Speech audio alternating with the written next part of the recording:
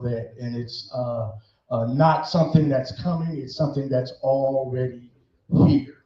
And we're going to do a little call and response. When I say AI is not the future, you say AI is now. AI is not the future. AI is now. AI is not the future. AI is now. And AI is not the future. AI is now. Just a little background information again. My name is Daniel Pearson. Have a background in marketing and promotions, club management, and I'm like the promotional wing of what we do here at TrainingX.ai. I connected with the CEO of TrainingX.ai back in 2014. He had a thing then was called Spiral the Study Buddy. That's where he started in this road of AI as it has transformed and changed over the years. It was a study partner mainly for students to help them through their educational journey and help them through grades and learning how they learn. You know, some of us are auditory, some of us are sight learners, so it was able to identify those types of things and help the kids. And since then, I've been with him on this journey.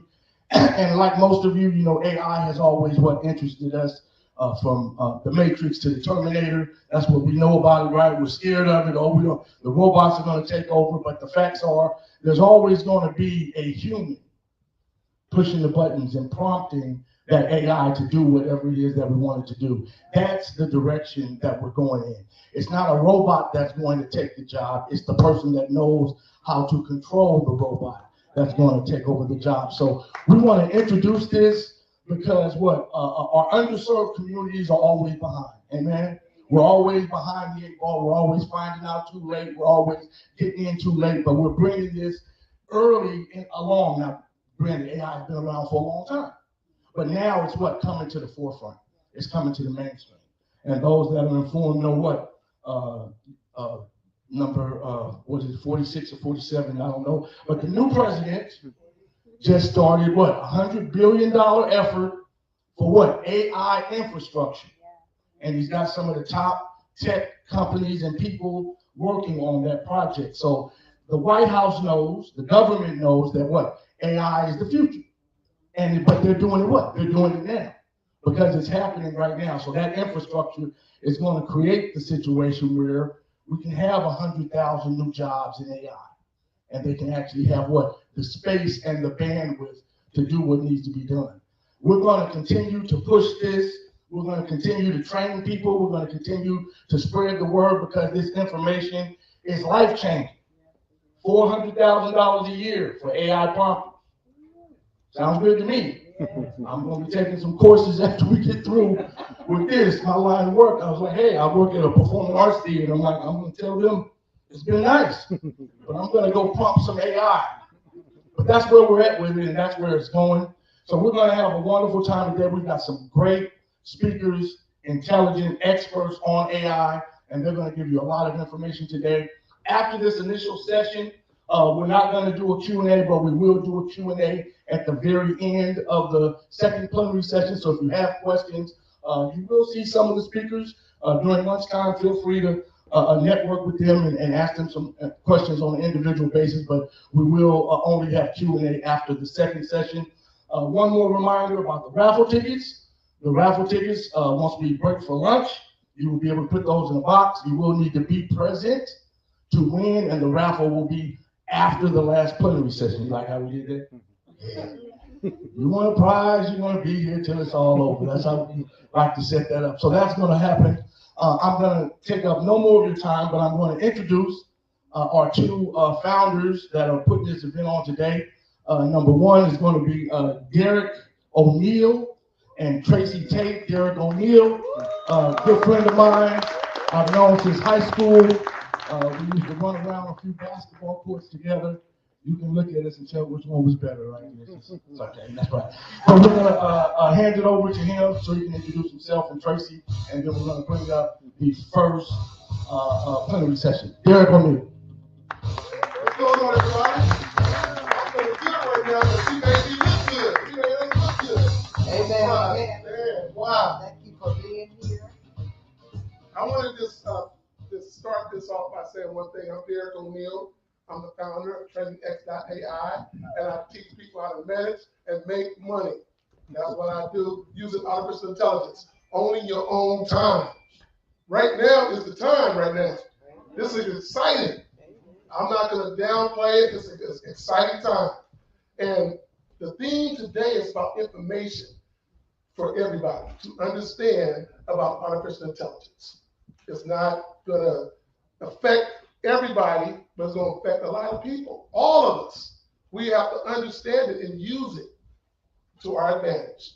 That's the bottom line. Well, I get a lot of people every day that's asking me about artificial intelligence. Every day. And this is the reason why I want to put on this event. So all you entrepreneurs out there, understand this came from a simple idea. That's why we're here today. A little bit about my story, because all the guests up here are going to tell you about their journeys in artificial intelligence. And they're going to tell you how they're using it now. And I can guarantee you this.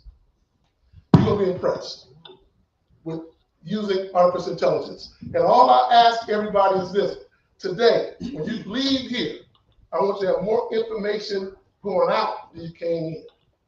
I want you to actually use the tools out there. And if you need help, I'll help you. So a little bit about my story, right? I've always been a Trekkie, Star Trek, the Jetsons. I didn't know that was going to be a reality today. Right. I know I'm telling my age when I say the Jetsons, but y'all know what I'm talking about. Flintstones. Yeah, Sharon Payton, you know what I'm talking about. But, you know, I loved Rosie the robot, right? Yeah. Rosie, she had feelings. She was part of the family. And guess what? Rosie is real today. It's a reality today. I'm like, wow. And I always like Star Trek. I'm a Trekkie. I know some Trekkies out here. I know. I know, right? So I like Captain Janeway. And one of the things that impressed me the most is the computer. Computer can tell you any and everything about yourself. And the greatest of all is the holodeck. I know, people don't know what the holodeck is, right? I know, but I can tell you your prompts, anything that you like, where you want to be, and guess what? It'll put you there. You step in, and you anywhere in the planet, universe, the holodeck. That's real today. That's AI. That's quantum. That's agentic AI. These are some of the terms that we have to learn. Generative AI. I'm going to say it again. My journey in this whole AI world started just like you. I didn't know nothing about what AI was. They said artificial intelligence. I don't know what that is. But guess what? Schools were saying one size fits all. And I was telling them that my sons learn a certain way. And that was my aha moment, because I had a chance to create something that I said, wait a minute, schools are not teaching this. This is way back in 2000. Check it out, 2012, 11, it's one size fit all. Right, Ms. Van Hook? One size fit all, right? So I said, I'm gonna create something. So I created a character, Spiral the Study Buddy. And I'm gonna say it right now, the first agent on the planet that'll help you based on your scores, based on your job aptitude. It will follow you and continue to follow you and help you. And we did a successful pilot in Benjamin Franklin Middle School in Vallejo. And I walked in that school, and by the way, Benjamin Franklin Middle School, hey, it was mayhem, right? When I walked in, but in the third day, everybody had things catered to them. I'm moving them to the light. Oh, I'm sorry about you. But you know, so I'm telling my story. I know. I got you. So what happened with that is we had a successful campaign. You know, but why am I here? Because we raised reading levels 70% in 2 weeks using artificial intelligence. That's a true story. Sharon, 2 weeks. And I said, this is going to be great. Everybody's going to use this. It didn't happen. So at the end, 6 months, I gave the sixth grade class their first AI certifications. You should have seen how they felt. Sixth graders, AI certification, right? But one person in particular, he said to me, Mr. O'Neal, I'm happy you helped me. I was able to put a smile on my mother's face. She's dying of cancer. That moment is the reason why you see me here today, from 2012 to now. And that's why I'm here. Continue the artificial intelligence journey to make people understand it, to give you time to yourself. That's what it's all about. Today is the time. And I want to just say, today's event is laced with a lot of history. I got my original mentors here. You know, there he is up there. That's Duke Haba. Original, he's a keynote speaker, dynamic, first person that I ever told about artificial intelligence. He was doing a book for Lamar Burton, thank you. Lamar Burton, I was doing Inspiring Study Buddy. That's how we connected. And then Chris Schuring, he makes water out of air. You'll talk to him today. You'll hear his story. He's the first person I set up, the second person that I set up and told about artificial intelligence.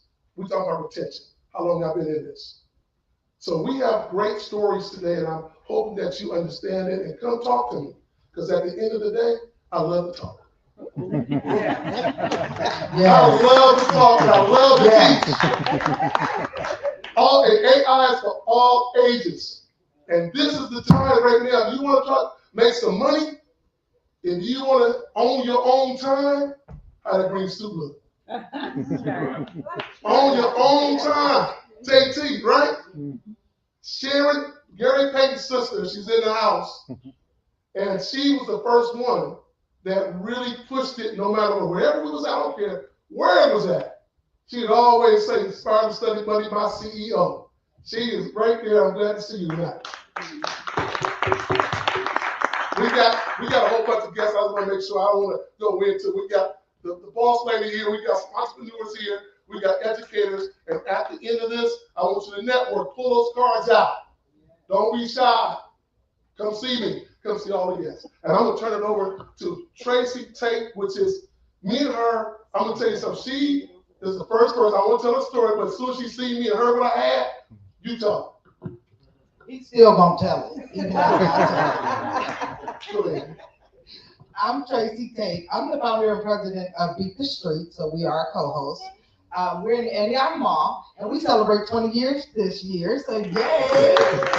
We provide resources to young adults, 11 to 29, around education, employment, and life skills, okay? When Derek first introduced our assessment tool, I said, I have to have that. I must have that. Because as a mentor to our youth, a lot of times they didn't know what they wanted to do. They didn't know that they didn't study like everybody else, didn't learn like everybody else. So the assessment that I got from Derek, not only does it identify their learning style and their personalities, it also matched the careers that match that personality.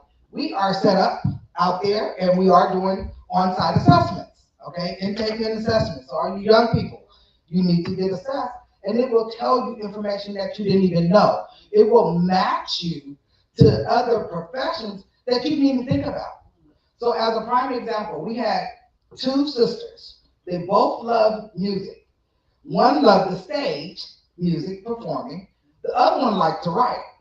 And the tool actually identified those differences in those two young ladies. And it also gave them other ideas that they could use in that profession. So once I saw that platform, I was like, I got to have it.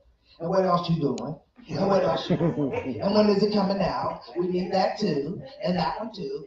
So we've been connected at the hip since 2019 when we introduced that. So it was pre-COVID.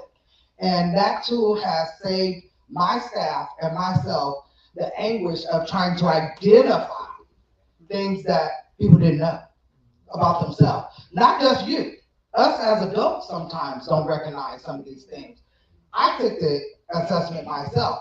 So I wanted to see if it would identify that I'm an accountant. And it did. So I'm an accountant by trade.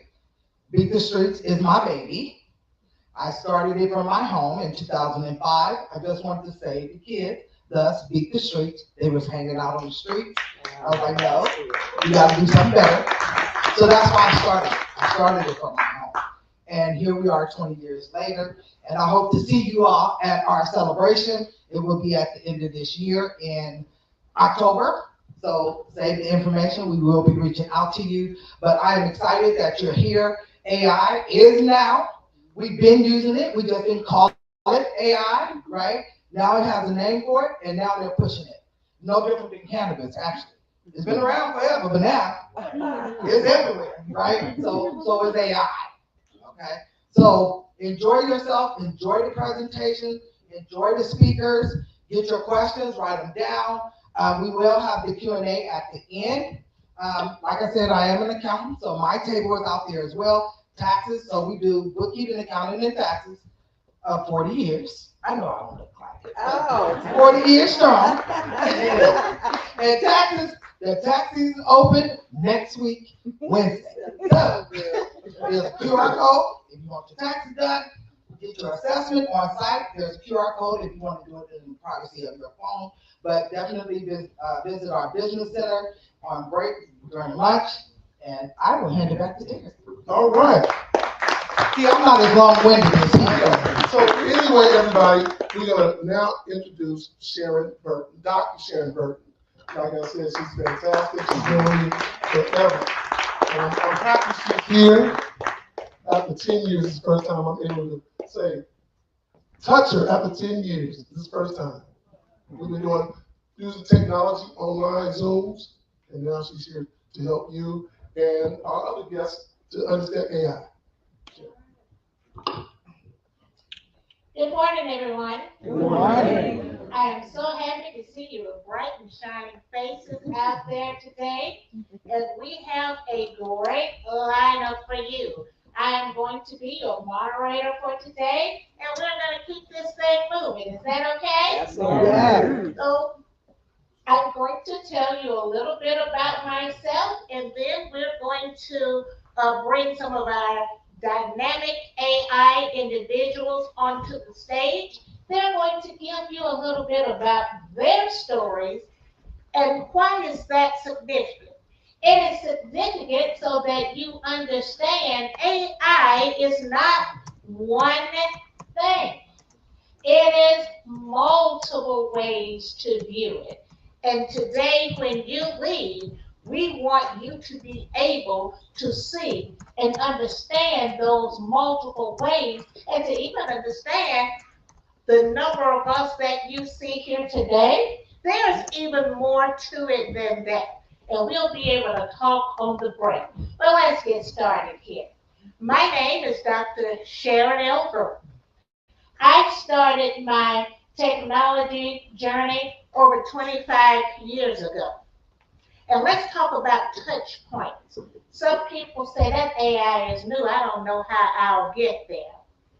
Think about what you do today and how is it connected to AI.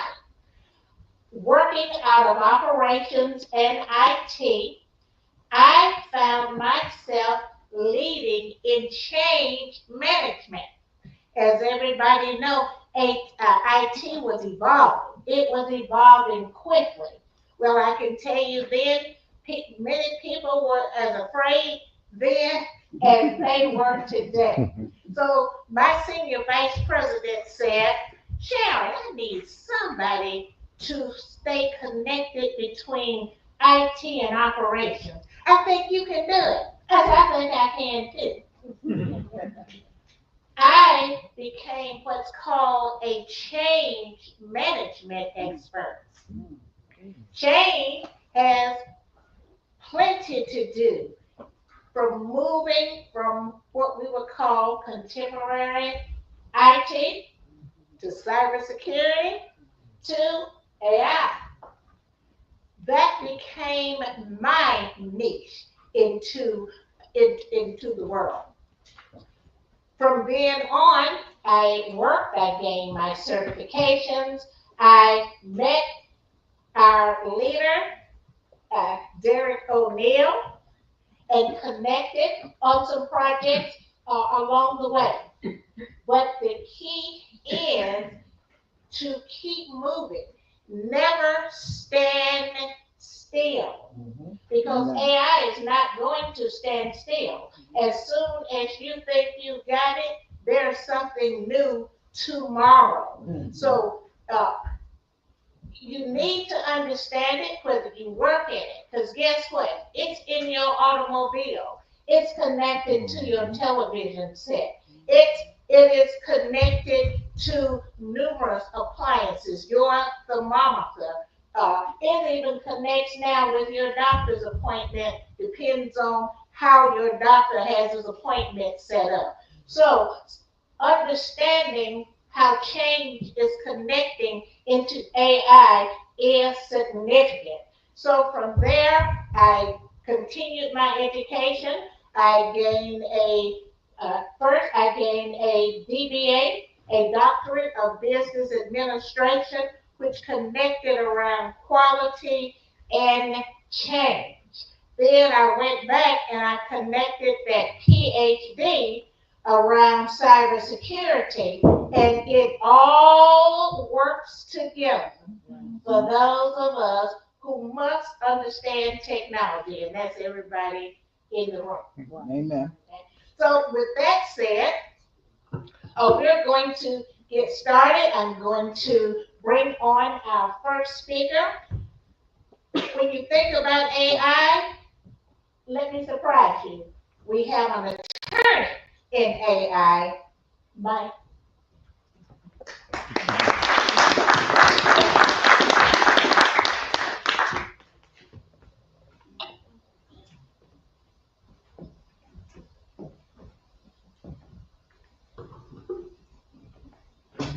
Why are we here today? There's two sides to the story. One side is going to present evidence. Oh, I'm sorry. Ladies and gentlemen of the jury, my bad. I'm a trial attorney and I was in trial mode and I was about to present some evidence and I was about to convince you about something that has nothing to do with AI. I'm sorry. I saw Damon over there and I just thought I was representing him. He looked like a defendant, so I'm sorry. I apologize. I'm going to turn this thing on. I'll bring your equipment over here. Can you help me? That's not mine. But I know how to use it. Derek wanted me to give a demonstration. So my name is Mike Pearson. I'm the AI attorney. I'm a civil litigator. I'm a partner at a firm that's located here in Antioch. We have an office in Walnut Creek, Key Counsel PC. And I stumbled into AI. I was meeting with a client who was trying to start a business, and he came to see me about incorporating his business. And he wanted to know, should he have an LLC?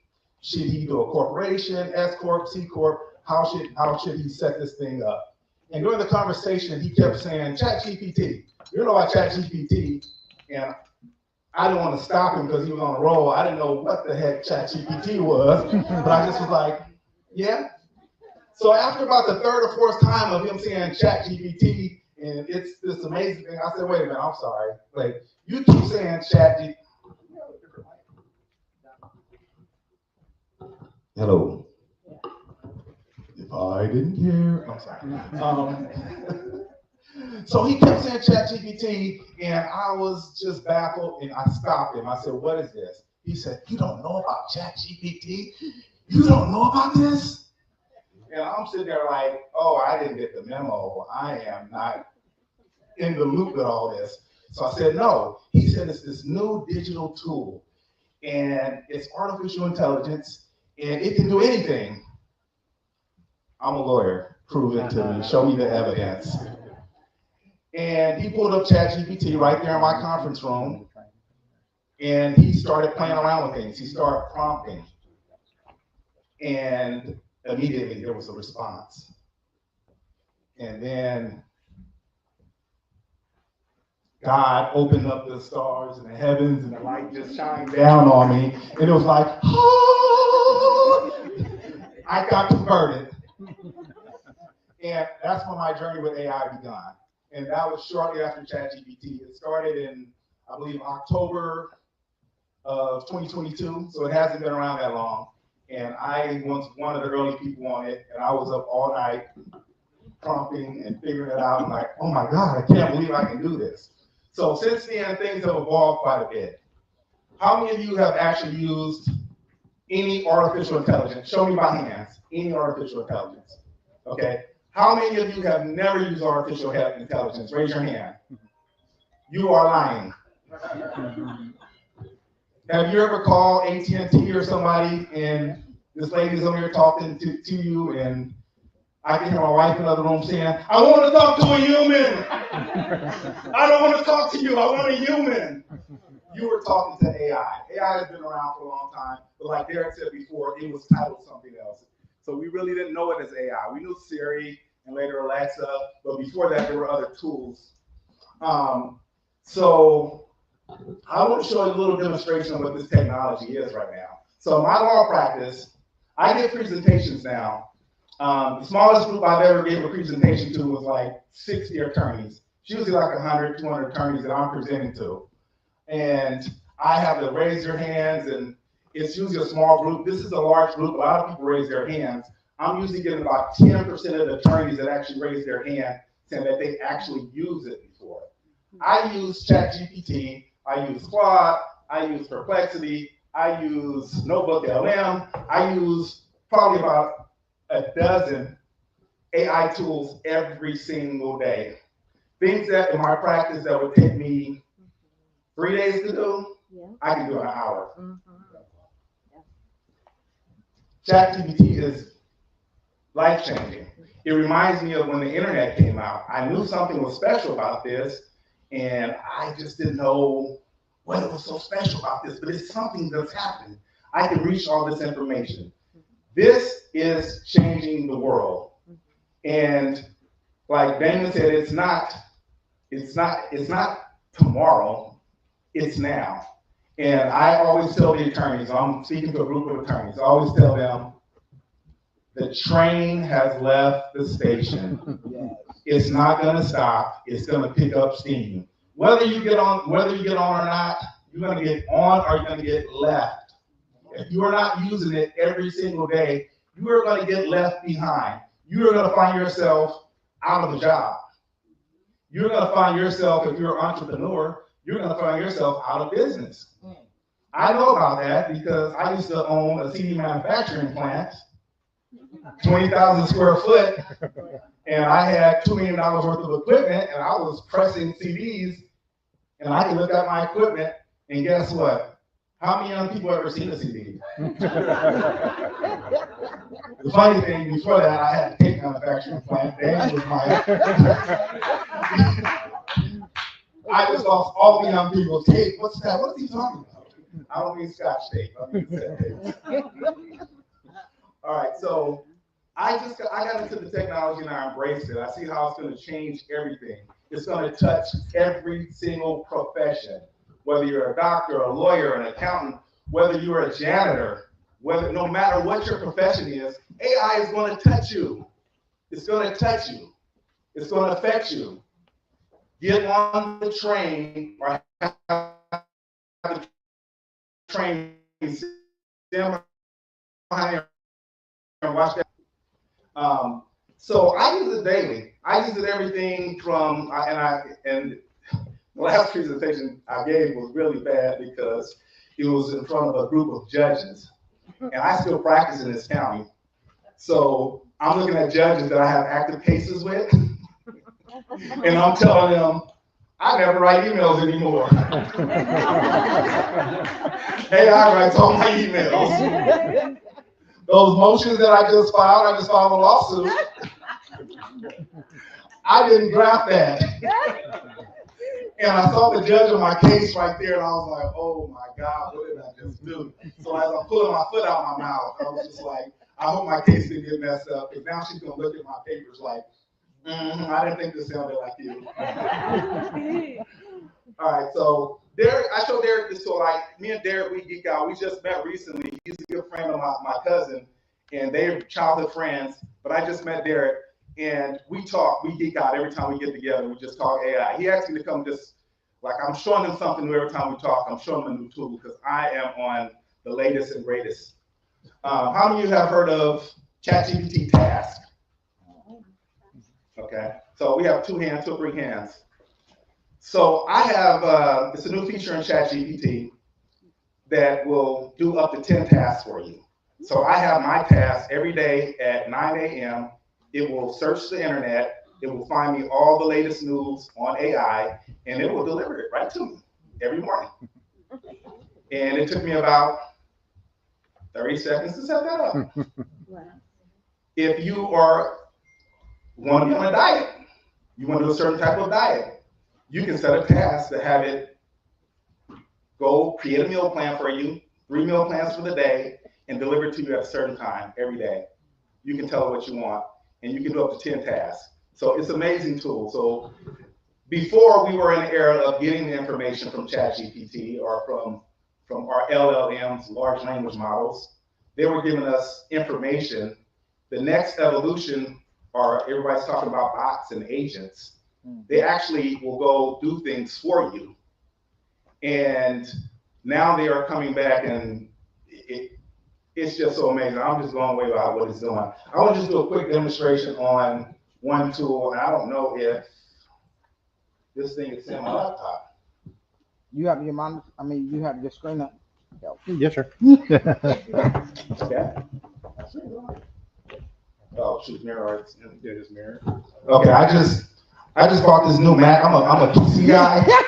I just bought this new Mac because this Apple Intelligence, the stuff it's supposed to do, the M4 chip, I don't know how to use this damn thing. You'll love it.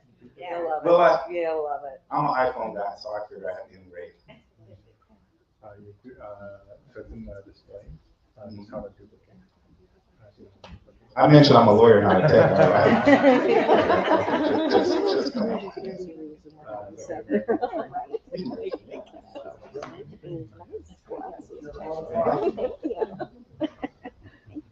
On this thing? Oh, Because mine is typically set up for an external display. it says when it's connected, mirror the whole screen, so it should be there. Oh, source. Maybe source.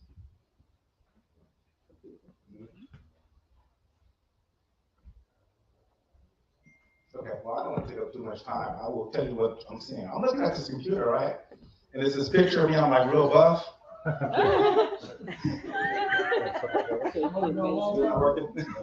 AI generated? It was not AI generated.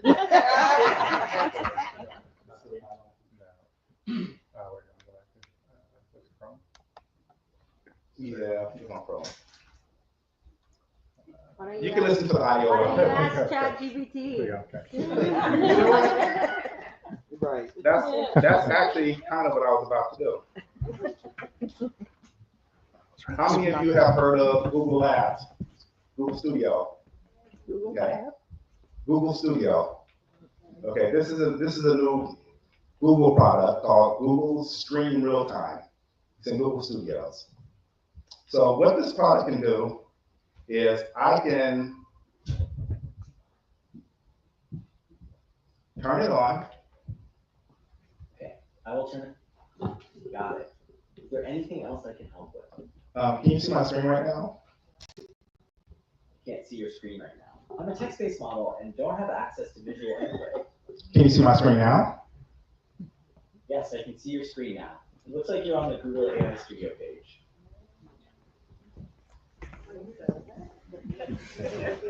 Okay, so now I have my resume up here. Hey Google, can you see what I'm looking at on my screen right now? Yes, I can see your screen. It looks like you have a resume open in Microsoft Word. The resume belongs to Michael Pearson and lists legal experience. Well, if you review my resume, I'm thinking about updating it. Can you just, I'm showing my resume to you. Can you tell me how can I improve this resume? Sure, I can help with that. What aspects of the resume are you most concerned about improving? How do I get a new job? Getting a new job involves a few steps. First, you can focus on tailoring the resume to highlight skills relevant to the jobs you're interested in. Would you like help with that? Yeah, this is what, Microsoft Word. How do I edit in Microsoft Word? Okay, to edit a document in Microsoft Word, you can simply click on the text you want to change and start typing. Is there anything specific you'd like to edit right now? Yeah, after this job at Arise Law Group, how do I add text before that? To add text before the Arise Law Group entry, you can simply click your cursor before the A in Arise and start typing. Would you like any help with that? No, thank you. You're welcome. Is there anything else I can help you with? Yeah, what am I looking at on my screen right now? You're currently looking at the website for Key Counsel PEC, a law firm. Okay, this is my website. I need some help with SEO. Look at this website and give me a couple pointers. Give me 3 pointers on what I can do to improve my website. Okay, I can do that. For SEO on your website, here are 3 pointers. First, make sure that the keywords you want to rank for are included in the text on the page, including in the page titles and headings. Second. Wait. So on that first paragraph, can you give me a suggestion of what I should write on that first paragraph on this website? Okay, for the first paragraph, I'd recommend including the specific type of law you specialize in, like probate or family law, and include your location. This helps. Wait, what do I have on it right now? What does it say on my website now in the first paragraph? Okay, the first paragraph of your website currently says, "Welcome to Key Counsel, PEAC, where we are the key to your case. Our skilled attorneys provide client-centered representation to help our clients achieve the best possible Okay, you outcome. can stop. We are committed to providing superior and exemplary service to our clients. You can Contact us for a stop. free consultation." So, essentially, what you can do with this tool, I had who was just telling me that their son is struggling. He's coding right now in school. He's in junior high school or high school. He's coding. He's having trouble coding. He's struggling coding. I said, "Hey, have you tried Google Studio?" He's like, "What's that?" I said, "Try Google Studio. Just go on and click it. Go to the screen that you're having trouble with. It will go and give you instructions, step-by-step instructions." Can you see the implications of what you can do with just this one AI tool? This is Google Studio. It can help transform your business, your education. It can view what you're viewing and it can interact with you. The next step is you're going to tell it what to do and it's going to do it. You're not going to have to do it yourself.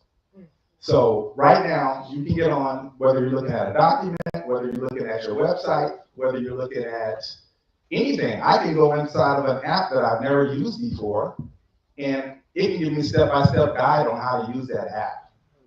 So that's what AI can do for you today. Damon said today, not tomorrow. These are some of the things you can do today. And don't get me started with like Notebook LM, because that has completely changed my law practice. Thank you.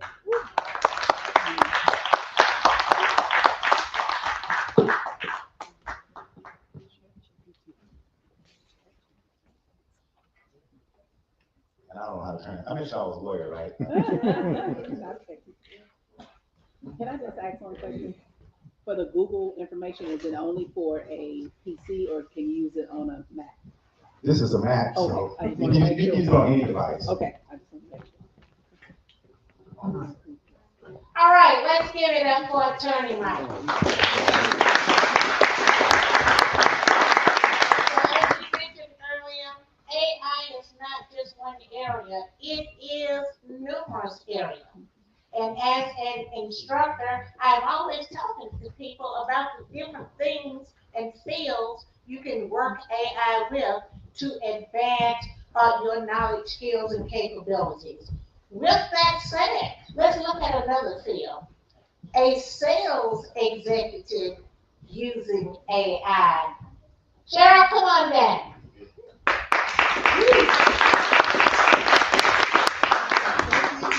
Thank you. Well, that was amazing. I don't even use Google Studio yet, so that was a tip. So, question: is there anyone in here that has a birthday that falls on a special occasion? That the ones that have it, they know if it falls near Christmas, right, or it falls in Valentine's Day or New Year's. You end up kind of getting moved into the holiday. So how I got into AI was several years ago. We have an oldest daughter who will always call happy birthday, happy Mom's Day, happy Father's Day, happy everything. She calls with her friends, passes the phone around. You know, we all have that one child. And one of her friends said, "How was your mom born on Father's Day?" And I was like, I wasn't born on Father's Day. Father's Day rotates around. But about every 3 or 4 years, my birthday falls on Father's Day. So I decided I was going to check it out. Like, if I look to be happy, healthy human for 100 years, I thought I'll take a stab at it. So I went to Google and I said, how many times between this year plus 100 years does my birthday fall on Father's Day? Right? June 16th is my birthday. And Google was like, I don't know. Father's Day is the second Sunday in June. June 16th is not a holiday. Like, it went through all the paces. And I said, okay. So then I went to chat and I said the same thing, which is a prompt. So all these questions you're putting in Google, you can start with those in ChatGPT or any AI tool, right? So I went over to ChatGPT and I said, same thing. You look to be a happy, healthy human for 100 years from this date to this date. How many times does my birthday fall on Father's Day? Within 10 seconds, 14 times, and here are the years your birthday falls on Father's Day within 100 years. And I was like, okay, I get it now. It reduces the amount of time that I spend researching, trying to figure out who I'm talking to as a salesperson, what are they interested in, what's going on in their industry, because we all know, is there anyone in sales in here at all? Okay. We all know when we're in sales, the whole game has changed. We have to walk in the room already knowing. And I'm gonna add this to career as well, right? When you walk into a job interview, we no longer walk in and say, so what do you do here? Because those are all things you can find out. You can Google those things. But the way I use chat is, I'm meeting with this hiring manager at this type of company. Can you tell me the top interest that role has in 2025? And it'll come back and say, talent, they're having a hard time acquiring talent. They're having a hard time keeping talent. They're having a hard time controlling costs, right? Maybe you're there because you want to do operations. So you can start to ask it questions to lead you through your interview, lead you through the sales process, and really start to understand who it is you're talking to. I did a masterclass a few days ago. There are certain tools, AI-based tools you can use to even find out by taking their LinkedIn. If anyone's on LinkedIn, you can just take their LinkedIn profile, drop it into the tool. It's called Crystal Knows. If anyone, they'll give you 5 free profiles. You have an interview coming up, go find the person's LinkedIn profile, sign on to Crystal Knows, and drop their LinkedIn profile in there and let that tool tell you, oh, they're expressive or they're data oriented, right? So they're gonna wanna know, they're gonna wanna get your proof, right? They may want you to actually show what you say you can do. So that's one of the ways that I use it, is to get closer to the buyer, okay? And it's really critical, buyer, hiring manager, your husband, when you're trying to explain why we should go to this restaurant. Different story. Okay, so one of the other things that I use it for is I help people position themselves better as salespeople. So a lot of times we're in sales and we're, like, hey, do you want to buy this? Do you want to look at that? Or if you're career oriented, you're going into a job interview, you're like, basically pick me, like I'm the one. But a lot of times we don't know where our own personal branding lies. We don't really know what we do best. And that's where the tools that you've heard about so far, if you don't have a sense of what your gift is, be sure and stop by the booth and figure that out, because that's key, right? That's that personal branding piece. So one of the things that I also do for positioning, whether you be career or in business, is there are brands out here that have spent millions of dollars to try to take up space in our brand. So I'm gonna throw out a few brands to you and just yell out what comes to mind first. If I say Walmart, what's the first thing you think of? Lines. Lines. That's not the brand. Their they want logo. you to remember. Low cost leader, right? Low cost leader. They're transactional. They push tons of stuff out of the store via the lines so that they're having you do transactions. Now, if I say Costco, what do you think of? Bulk.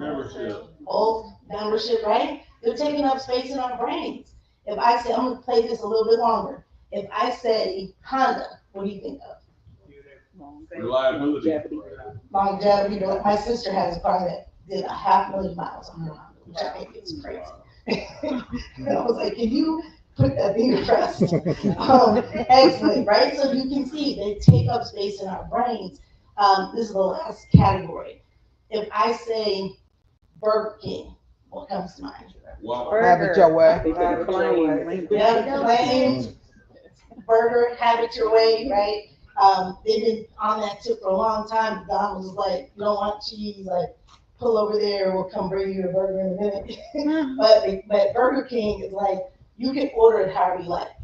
So I use brands, the brands that we see everywhere. They don't have to be major brands, it could be mid-sized brands, to actually help me help my clients determine who they are, right? So I could literally say, I was talking to somebody Thursday, she creates apps. And I asked her who she is, she told me, and I said, well, let's dream big. Like, who do you think you want to be like? And she said, Apple. And ChatGPT, I said, can you describe what she does in the tone of Apple? And it came back, and two of the things that I recall it said is highly functional and beautifully designed, right? We know what we think of when we hear Apple, and if you're a Galaxy user, I'm sorry, but there's a Galaxy brand as well. Don't do up. But you can literally, I tell people in my business, I am like the Ford F-150 truck. I'm gonna roll my sleeves up, we're gonna go deep, I'm always gonna show up, I'm reliable, we're gonna get the job done. And that's literally what I want people to think of, is like rugged, rough, get the job done, get to the destination. So whether you're in career, business, or you just want to show up better for yourself, maybe at your children's school, that personal branding is key.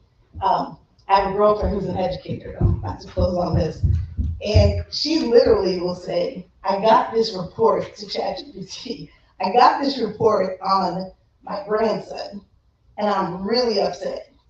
ChatGPT, can you talk to me about how I might deliver what I have to say to this teacher, right? Because we all know teachers have a very hard job. So we don't want to go in there all emotionally unintelligent. We want to go in with a solid conversation that's going to help your child or your grandchild get to the next spot. So there's so many ways you can use it, but one thing I would challenge you to do is to look around at all these brands. They spend so much money so that when it's time to buy a car, you're like, I like that car because I've seen it, I heard it runs really well. Or when you're getting ready to go to Cheesecake Factory, what do y'all think of with Cheesecake Factory? It's like a million things on the menu, right? The menu's like 8 pages long, right? Think about how the brands are showing up and how they're taking up space and how you can take up space with a hiring manager, your buyer, your spouse, whatever it is. Because ChatGPT can help you get there professionally or personally. So I'll leave it there, but I'm going to challenge you to align with a brand somewhere, drop it in there, and just see what you get.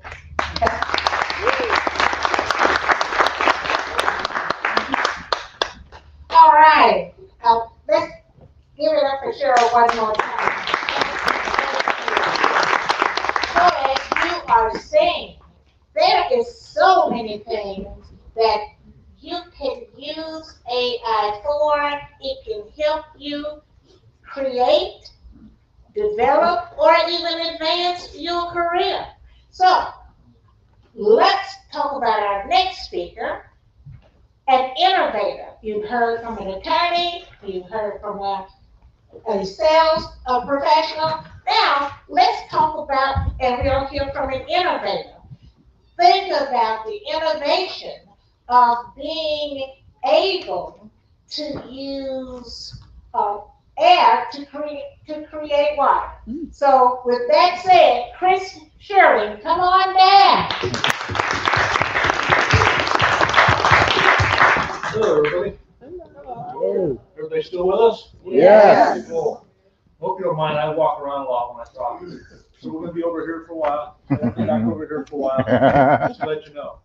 So, they asked me to kind of tell my story. My story started a long time ago. And I want to start with, who in this room considers themselves a blue-collar worker? Somebody who has not touched technology a lot, but is working in the blue-collar world. We got one hand that came up a little bit. She changed her mind though. Okay, one in the back. Either or, yeah. So I started in technology in 1980 at Atari. Oh, wow. Prior to that, I was a lumberjack. I didn't know anything about technology, much like today we don't know anything about artificial intelligence. It may be scary. I have to say, as an individual, I've never been afraid of anything. So therefore, technology never really scared me because I had no idea what I was doing. They sat me in front of a computer in 1980 and said, "Can you do this?" And I hit the letter A. Letter A showed up on the screen. I said, "Sure, I can do that. No problem." That brought me to a career for the last 40 some odd years of being in technology, owning my own solar company, owning my own algae production company, and never actually going to college, but realizing that technology was my friend. And I didn't need to fear it. And in today's age, we're all involved in technology. Who here's got a smartphone? Yep, everybody, right? It's all part of our lives. So we don't need to fear it. We need to embrace it. So as an innovator, I started a company a while back that does air to water. So we take atmospheric air and we turn it into drinking water. You say, how does that apply to artificial intelligence? Everything I do in our company has to do with artificial intelligence. The way we design equipment, the way we write manuals, the way we educate others, it all has to do with artificial intelligence because it makes my life so much easier. I was an operations guy in computers. I used to run international data centers for corporations in 5 different countries. I remember the day somebody sat me down and said, "Hey, can you write a disaster recovery plan for our data center?" 350 pages later, and about half of my brain cells gone. I wrote a disaster recovery plan before PCs were invented. It was all in my head. Now I can go to artificial intelligence, pick your flavor, whether it's ChatGPT or ones that these great people have talked about, and say, write me a disaster recovery plan for a 5,000 square foot data center that's located in Sacramento, California, that has the following threats: terrorism, bomb, fire, water, earthquake. I can articulate that question, and artificial intelligence will write the entire disaster recovery plan for me in about 30 minutes or less. My brain is happy about that. Right. I've done a lot of writing in my career, and what I've found is that that's the biggest help for me, is in writing, documentation. I was a technologist before I was in administration. I'm the chief operations officer of our company. But before that, I was a COBOL programmer. I was a database analyst. I was a Unix system administrator. I was in charge of network security. May I ask a question? So you talked about the DR plan. Right. And now that time, when there's actual disaster and that doesn't work, I'm looking at the economy. Who takes the responsibility? Well, in this scenario, they would come to you because you use half your brain to write that you are responsible for it. Right. So the question is, if I write a plan, a disaster recovery plan, and it doesn't work, who's responsible? So what happens in that is if I write a plan, I have 2 books that I published. I read every page, every line of those books. I write, no matter whether AI writes it or not, I take full responsibility for what I create. Yeah. So just because AI wrote it doesn't mean that it's right. True. What I look at with AI for our company is I ask it a question to get me started. I like writing books, I like writing stuff, but my problem has always been, how do I get the first word on the page? That's a hard thing. How do I get the first, if I've never written a disaster recovery plan, how do I start one? Now I can go to any of these tools and say, how do I start a disaster recovery plan, write it in a business format, and make it into a proposal. There you go. Now I still hold the responsibility of what's being created.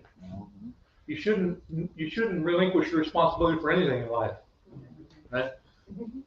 We don't want to get into that. That's a whole other subject matter, right? But I grew up in a military household where you were responsible for every breath you took, every step you took, right? Whether you liked it or not, right? We'll hold the questions till we're almost done. We'll get the questions. So keep it in your mind. So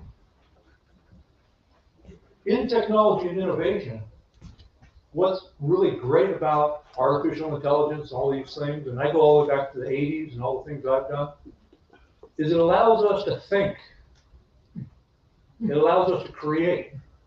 It allows us to ask a question. So recently we designed, over a weekend, a fire suppression system using atmospheric water generation to be able to install in all the homes in Pacific Palisades that will burn down when they rebuild them.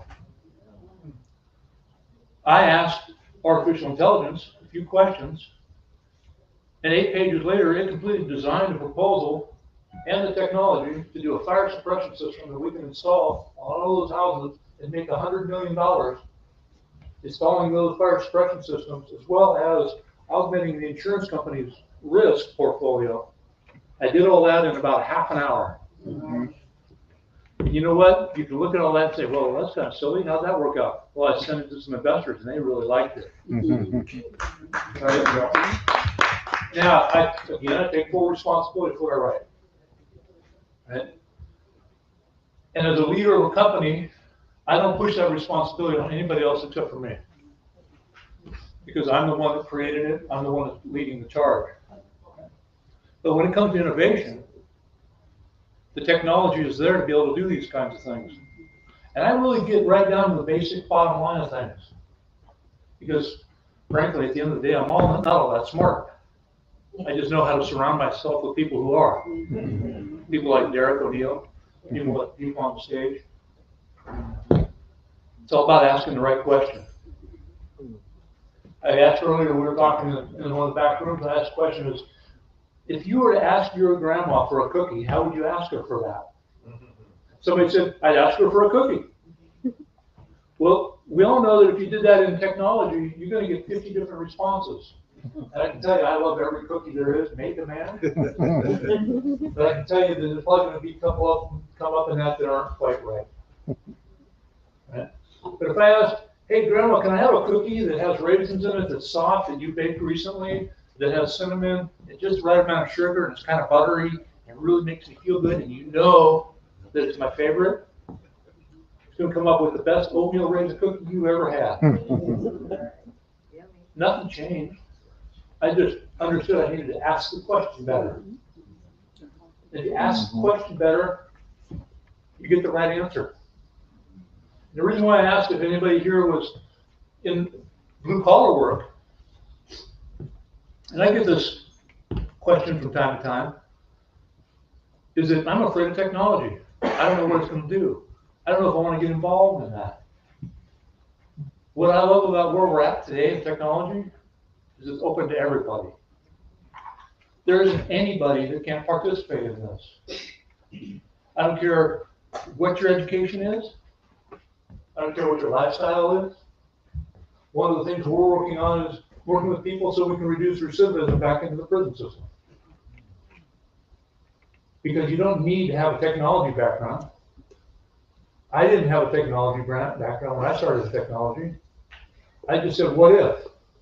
What if I hit the letter A, what happens? All you gotta do is ask, what if? And you can participate. Doesn't matter who you are or where you come from. So on one hand, that's a great thing. On the other hand, I just took away all your excuses. Amen. Right? The technology allows you to do things that are wonderful. You don't need to know how to code. You don't need to know what a computer is. You don't need to know all the businesses of what an Apple versus an Android is. Who cares? Just ask the right question.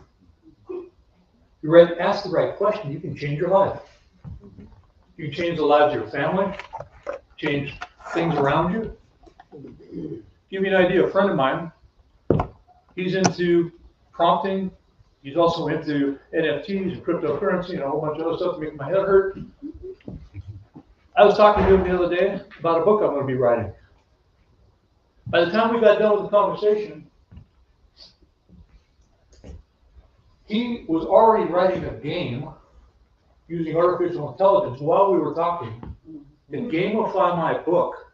So when you get the book, you can do the barcode, and the barcode will take you into a game that is in virtual reality with artificial intelligence to learn leadership lessons. Nice. He did that in 5 minutes. Now, he's a really brilliant guy, I gotta admit. But he didn't ask any other question that you couldn't have asked. Same question. Same platform, you could ask the same question. So that's what we have as an opportunity. Everybody has that opportunity. And it can be something that you decided to innovate. It can be something that somebody else decided to innovate. But if you get involved, you can change your life and those around you. So I appreciate your time, and we'll talk again some more. And I'll be around during the break. And come up and see me. I'm very open.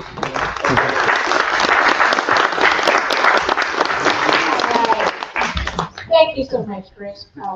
Let's give it up for Chris.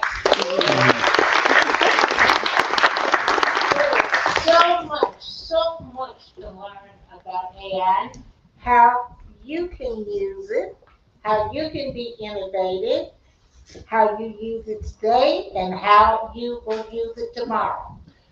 So with that said, we're going to start wrapping up this part of the session.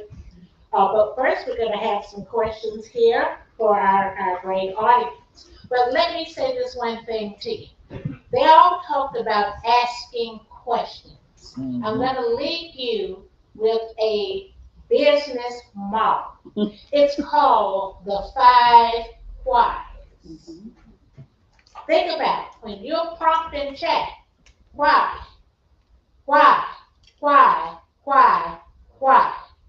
In the old language, you want to get all the way down to the real nitty-gritty. Mm-hmm. You ask your questions. So with that said, we're going to get ready to wrap up this session, and we'll start here with Jerry. Let's talk about give us a little bit for the last thing you want to leave our audience with. We got to get them ready. So my message is get comfortable with being uncomfortable. So I'm going to share just a short quip. I grew up as the shyest girl in the room, and so shy, I didn't even want to ring the bell to get off the bus. I would just ride along to the next person's side, get off, and walk back. That's how shy I was. It's ridiculous. So I had to get very comfortable with being uncomfortable and start to what I call mindset march my way out. So instead of I'm not comfortable with technology, I struggle with technology, I would be saying to myself, I'm learning and growing with technology. Because your brain is a goal-achieving machine, and it will do what you tell it to do. All right, thank you. Get comfortable with technology. That's everybody. Okay, so to the gentleman back there, let me just clarify something. And I was joking around, partially what I was saying earlier. When you prompt to create products. I'm an attorney. I spent $100,000 on my bar card for my license. I'm licensed and heavily regulated by the state of California. I'm not going to screw my license up by being incompetent or making mistakes or not knowing what I'm doing. So that being said, when I train courses like this, it's a room full of attorneys and I'm teaching them how to use it. And part of my lesson is teaching them how to catch hallucinations and how to avoid that mistakes. So I don't just say, hey, draft this motion for blah, blah, blah. First of all, the prompting is everything. You have to know how to prompt. It's an art. It's not something you just go and play around with for a few minutes. You have to spend hours on hours on hours practicing, and you need to take a course. I've taken UC Berkeley's course, I've taken MIT, I've taken Google Essentials. I have a bunch of AI certificates, and I'm still learning how to prompt. I'm not an expert, and I've done probably over 100 hours worth of AI practicing and classes and courses. I'm not an expert. So this is a great tool. It's an amazing starting point. When I had to do like a motion or something or a complaint, I put in a very good prompt. I know how to structure a prompt. I put a very good prompt in, and one of the first things I do, I have to review and check. I fact check. And you can even have AI now fact check itself too. When you're using tools like Claude, it will give you the sites. It'll give you like where that information came from. You can just click on it. It'll take you to that site and you can read it for yourself to make sure it's accurate. So there's a lot of ways to double check your work. So I don't want you to think that it's just really simple. We only have 15 minutes to kind of talk about things. So we missed a lot. So it is something that you will have to practice. And I encourage everyone, whether you're old, whether you're young, whatever, prompting is the future. Trust me, prompting is the future. You're not too old. My dad wants to learn how to prompt now. My brother-in-law sitting back here has been in education for 20 years. I just taught him how to prompt last month. And now he's producing some of the best work. He was just saying, he produced one of the best things they've ever seen. That he works at Penn State University, one of the top universities in the country. So that being said, educate yourself. Educate yourself. Take the right courses. Learn prompting because it's replacing coding. You're prompting with the words, the value on the English language will replace coding. So understand that. I didn't say that. Go check what Sam Altman said. I think he's kind of an expert on this. So go check out the experts, what the experts are saying. I read it. Remember I told you I get that news every day. I get news from the top sources of the top minds to find out where this is going. And the stuff that we have today, imagine the stuff they haven't showed us yet, the top secret stuff. So get versed. Education. Right, thank you very much. Practice. Chris. So let me ask, who here believes that they're an innovator? You should all raise your hands.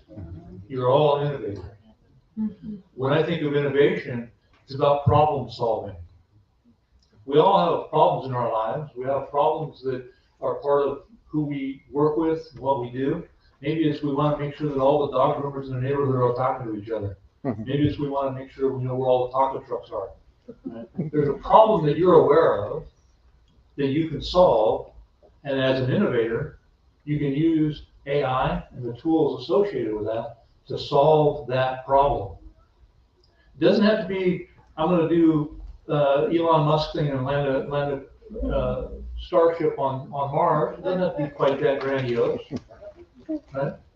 I wrote a book recently called The Spherical Economy. So I'm writing now a AI tool that says if you enter in these 15 different parameters, it'll come up with an economic model for the products that you're trying to sell so that you can do a pricing model on the economics of your product. Right? Think of a problem that you have. Be the innovator. And when you become the innovator, you become the expert. And when you become the expert, you get rich.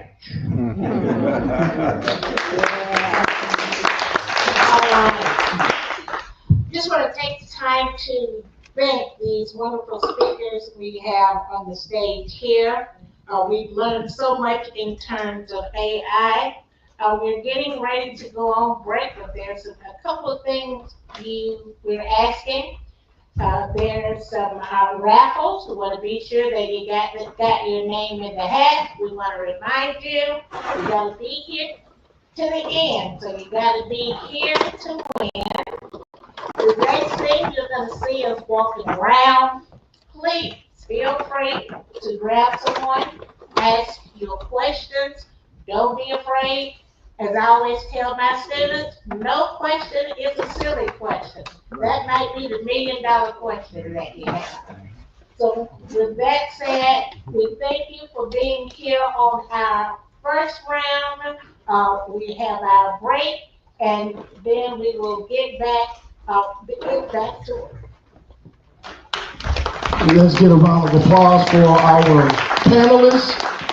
With all that information, you can do better than that. Give them a round of applause. That was some expert information that you were able to get. So, some people are going to get lost. Pay very close attention. In your bag, there are raffle tickets. We keep mentioning the raffle tickets because somebody at the end is going to say, I didn't know about the raffle tickets. In your bag, there are raffle tickets. In the room where the vendors are, there are boxes for your raffle tickets. You keep one strip, you put the other strip into the boxes. At the end of today's event, we will draw names and we have some wonderful prizes that we're going to give out. If you have any questions about the raffle tickets, don't ask me. I've given all the raffle ticket information that I'm going to give. And if you still don't understand, just give me your raffle tickets. And I will collect the prizes at the end. All right, number 2. We've got, when we leave this theater, we're going to go to this hallway. You're going to make a right turn. The right turn is going to take you into the vendor area. We want you to, and we want to give our vendors, they came in to watch and enjoy. You can have an opportunity now, the vendors that are in here, to kind of get back to your table so that when the people come, you are ready. If you want to go head out, I would suggest that, or they're going to walk to your table and you're not going to be there.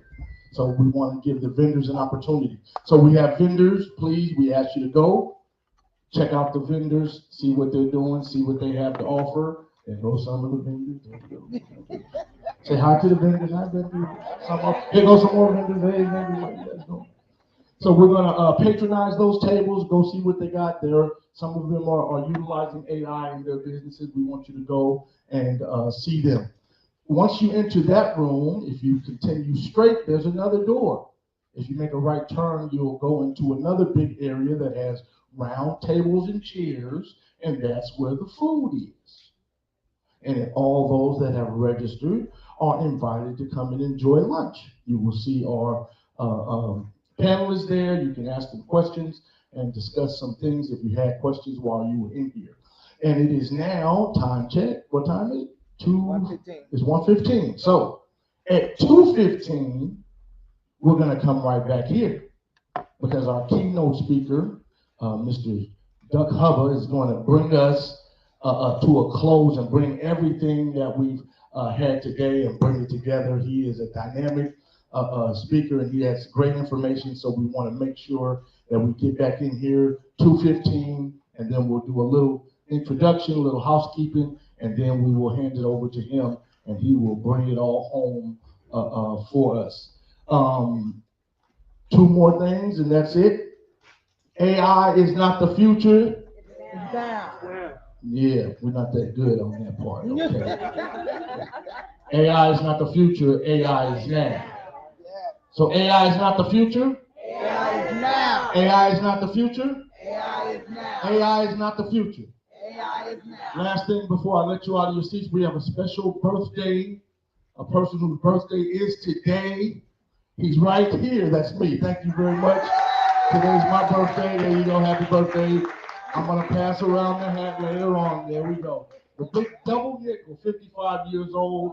So that goes to show you, my main thing, as long as I'm younger than Derek, I'm always blessed. That's my big bro over there. So we want to thank everybody for coming, but do not leave. Go and enjoy the vendors and come and enjoy some food with us. And then we'll be right back here at 2:15, and we'll see you right back here.